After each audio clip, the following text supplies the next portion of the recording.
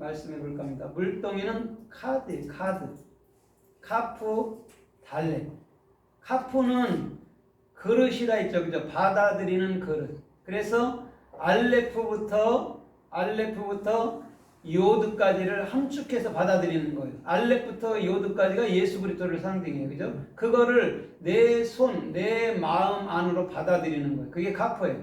그래서 카프는 11번째인데 그것도 손이고 10번째 글자인 요드도 손이에요. 요드는 펼친 손이고 또 카프는 오므린 손이에요. 받아들이는 그릇이란 말이에요. 그래서 애들에게 뭘 줄 때 두 손으로 받게 하는 거잖아요. 이게 그릇으로. 그래서 공손히 받는다. 어른이 줄 때 왜 한 손으로 받으면 그쵸 뭘 하잖아요. 두 손으로 이렇게 받게 하잖아요. 그릇을 만들기 위해서 그렇게 한 거예요. 그게 카프예요. 그 다음에 그 예수 그리스도를 마음으로 받아들였을 때에 이제는 뭐가 열린다 했죠? 진리의 문. 그죠? 진리의 문이 열리는데 어디로? 눈으로, 귀로, 마음으로 열려버리는 거죠. 그래서 진리를 볼 수 있고 진리를 들을 수 있고 진리를 담을 수 있는 것. 그게 달렛이죠. 그죠? 문이 열려야 어쨌든 우리가 입도 열려야 말을 하잖아요. 그죠? 그것처럼 진리가 열어진 자는 반드시 볼 수 있고 들을 수 있고 말할 수 있는 자가 되는 것이죠. 그게 카드라는 그 물동이라는 말이에요. 그럼 물동이는 그릇이잖아요. 뭘 담는 그릇, 물. 그러면 물이 근본, 물이 우물이라는 베르가 있었잖아요. 그런데 그거를 다시금 또 물동이에다 떠갖고 낙타와 엘리에셀에게 먹였단 말입니다. 그러면 잘 생각해야 돼요. 그 원체 물은 베르 그리스도였잖아요. 그죠? 그거를 우리 마음으로 담을 때 우리는 낙타라는 진리가 될 사람들에게 진리를 줘서 그들을 사람으로 만들 수 있다는 거예요. 그럼 그 사람이 누구냐? 엘리에셀이에요. 그럼 하나님을 만드는 거거든요. 낙타를 사람답게 만들고 하나님답게 만드는 것이 물이란 말이에요. 진리라는 거. 그걸 누가 하고 있어요? 지금 한 소녀. 소녀는 누구냐면 리브가예요. 근데 소녀라고 얘기하는 거예요. 아직 약간의 나이죠. 그런데도 불구하고 지금 알마라는 소녀를 통해서 네가 반드시 이 다음에는 천만인의 어미가 되고 너는 많은 사람들을 진리로 먹일 거야를 지금 설명해 주는 거예요. 그래서 이름을 넣은 게 아니고 그냥 한 소녀라고 얘기했단 말이에요. 그럼 한 소녀는 뭐냐면 알마예요. 알마는 알레프예요. 알레프 라메드. 그럼 하나님을 배우고 익혀서 어떻게 하는 거죠? 사역하는 자, 사역하는 자예요. 그게 처녀란 말. 그럼 처녀는 반드시 누가 있어야 사역을 할 수 있어요? 남자의 씨가 있어야 사역하는 거예요. 그 얘기를 하는 거예요, 지금. 그러면 이 낙타라는 것은 이 세상에 있는 모든 사람들인 줄 믿습니다. 그들은 반드시 진리의 물을 먹고 네 발을 버리고 두 발로 서게 되는 사람이 돼야 되는 것이죠. 옛날에 마치 곰이 쑥 먹고 마늘 먹고 사람이 됐다는 것처럼 그렇게 돼야 되는 거죠. 그리스도인도. 그래서 오늘 이 카드라는 그런 물동이, 카드라는 이런 통을 또 어떻게 하나님이 말씀하시고 썼는가 우리가 좀 살펴보면서 은혜를 받아보도록 하겠습니다. 요한복음 2장 1절로 6절에 보면 가나의 혼인잔치가 있었죠. 혼인잔치가 있었는데 포도주가 떨어졌어요. 그죠? 포도주가 떨어졌단 말이에요. 근데 그곳에 도랑알이 6이 있거든요. 도랑알이 6이 있는데 그곳에 물을 채웠는데 그 물이 포도주가 됐단 말이에요. 그럼 잘 보세요.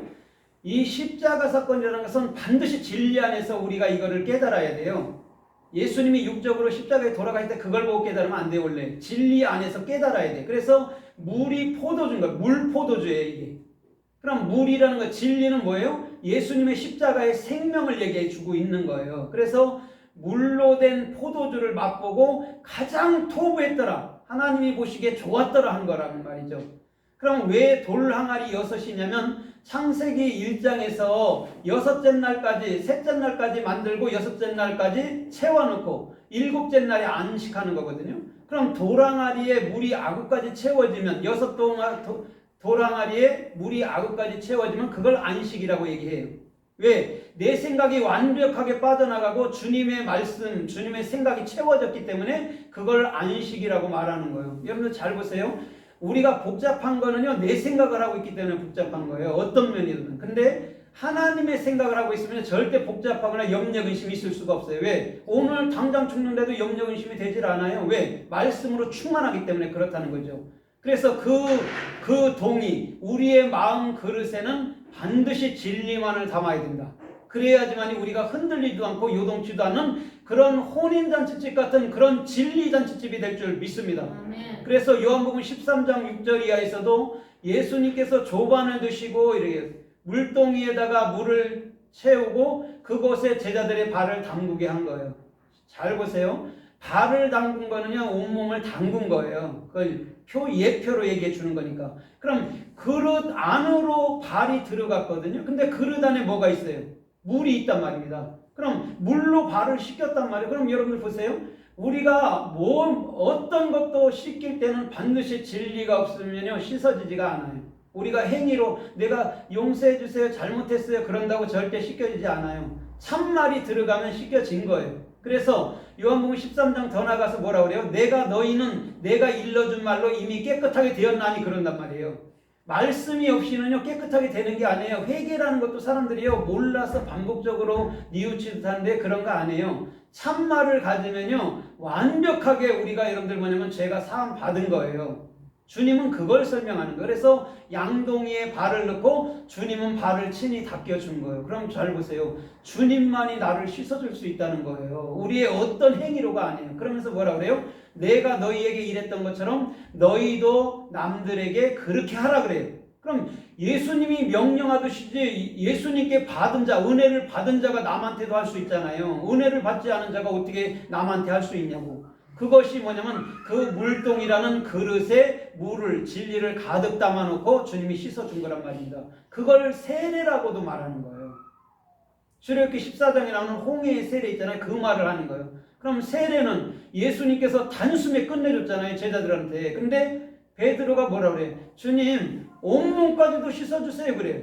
처음에는 어떻게 감히 주님이 나를 씻을 수 있습니까? 안 됩니다 그래놓고 또 이제는 뭐라 그래?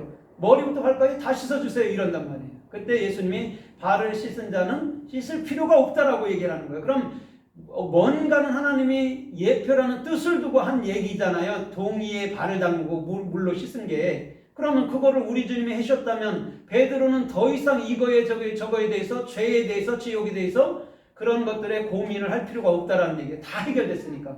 그럼 오늘 우리도 남들에게 그렇게 해야 된다는 말인 줄 믿습니다.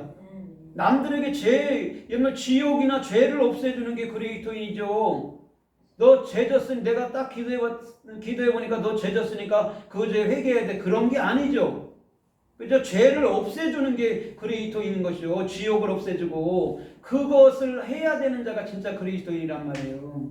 근데 우리 오늘날에 보면 더 죄를 죄로 만들고 지옥을 지옥으로 만들어 놓고 회개 안 하면 지옥 간다라고 하잖아요. 그죠? 그게 어리석다라는 거예요. 마치 자기가 구원을 주는 것처럼. 구원은요 예수 그리스도에서 십자가 짐으로 우리에게 이미 다 주어진 거예요. 그걸 우리가 인지하지 못할 뿐이란 말이죠. 그럼 구원은 나와 상관없이 받아진 거란 말이에요. 이 땅에 올 때 내가 나오고 싶어서 나온 사람이 한 명이라도 있습니까? 부모가 낳아주니까 낳는데 부모가 왜 낳았어요? 나를 그럴 때 사랑하니까 낳았죠 이렇게 말한단 말이에요. 근데 그 사랑을 이해 못하죠. 왜? 부모가 잘 살고 해달라는 거 다 해주고 해야 사랑이랄 텐데 못 살고 그러면 왜 나를 낳냐고 원망한단 말이죠. 그러나 진짜 사랑을 알게 되면 내가 있는 것만 자체도 이것도 은혜입니다. 사랑입니다 할 만큼 부모에 대해서 사랑을 나타내 주지요. 주님은 그걸 원하는 거죠. 근데 그걸 깨닫기까지는 인생이 죽어갈 때까지나 돼서 깨닫는 것이죠. 죄송하게. 이 선악구조팀은요 쉽게 깨달을 수 있는 게 아니에요. 왜냐면 잘 될 때는 깨달아지는 것 같은데 안 되고 그러면 하나님 없다 소리가 나오거든요. 그렇기 때문에 선악이라는 것이요 십자가에 죽지 않으면요 결단코 주님을 알 수도 없고 우리가 찾을 수도 없는 단계로 가버리는 거죠. 그래서 주님은 요한복음 2장에 말하고 요한복음 13장에 또 얘기를 하는 것이죠. 그래놓고 또 요한복음 21장에서 또 바닷가로 끌고 가서 배에서 물고기 잡는 모습을 또 보여준단 말이에요. 그러면 진리 안에 잠겼을 때에 그 진리로 인해서 영혼들을 구원할 수 있다는 거예요.